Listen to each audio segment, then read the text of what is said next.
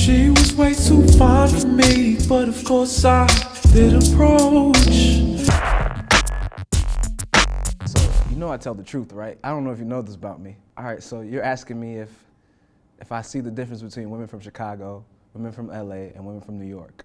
Seeing how I wrote a song called Earth Girls, which shows my appreciation for all the women around the world, I would say that women in New York, from my experiences, personally, are more so about themselves, as in they're like really into like getting like better, like progressing. You know, it's not really like an opportunist kind of environment. They're more so nurturing and you learn a lot from them. This is just my experiences. I've only been in LA for a certain amount of time, so, you know, I might be wrong. But based on my observations, a lot of people move here with motives and have a perception of what they expect to happen when they get here, and they try their best to go about it the way they think they should go about it, and that's probably not the way to go about it. And Chicago women are great. Yeah, I love Chicago women. They're really upfront. I think that's just like Chicago nature though. Like, even if you're not trying to hear it, like, if you're having a bad day, it's not really like it's not like a coddling kind of thing. It's kind of like a get your shit together kind of thing. So I respect and appreciate that, because I'm always trying to get my shit together. So I need people around me to tell me that at all times. So Bartholomew is my alter ego, right? So when I was like 17 in college in New York, running and gunning at these like fancy art parties and stuff, meeting nice young women, I introduced myself as Bartholomew because I thought it was sophisticated. I was like, you know, I'm Bartholomew. I don't want to be Jesse. It sounds so regular, you know? And it kind of was a joke for a long time. And then, I don't know, like 2 years ago, I just started calling myself Bartholomew again out of nowhere. I guess I was trying to tap back into my wild youth.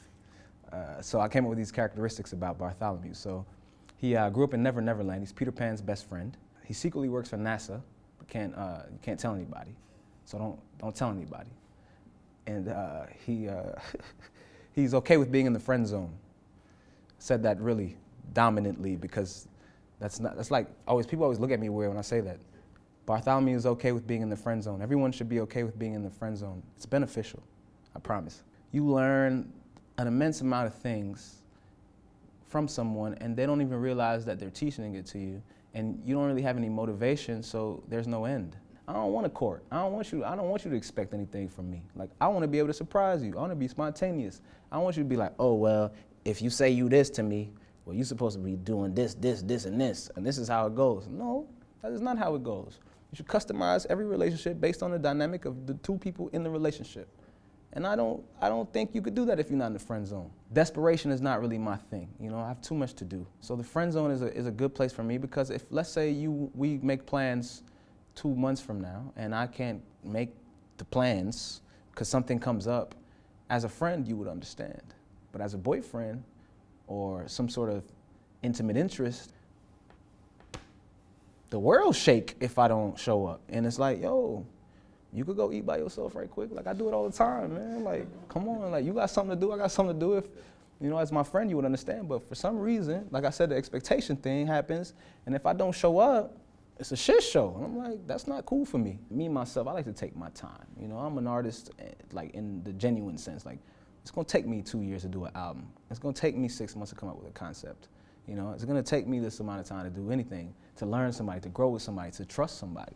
I think these apps kind of like subconsciously, I think, feel like people are using them so they skipping steps. The sexual chemistry is gonna already be there because we swiped. So when I meet you, we skipping all that. We just gonna go straight to the bed sheets. Or we gonna play like we don't know we're going straight to the bed sheets. I'm like, that's not, where's the fun in that? Like, I need a hunt. Let me feel like a man a little bit. Like, I wanna be on my P's and Q's. I wanna step my game up. As far as how to go about getting into the championship of the cuffing season for Valentine's Day.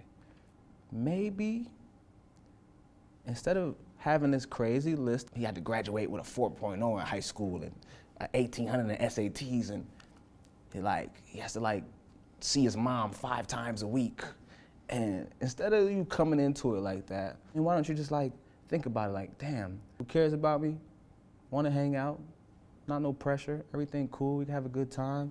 I don't got to sit up like this, and if I got to fart, I could just fart. Like who's that person for me?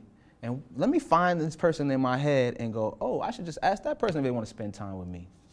So just do that. Spend time with somebody who you can fart around. It'll be a beautiful night. Happy Valentine's Day. What up, squad? I hope you enjoyed the video. If you did, you can hit the subscribe button. You can also follow us on Twitter and Instagram by clicking the links below. Until next time, thanks for watching All Def Music.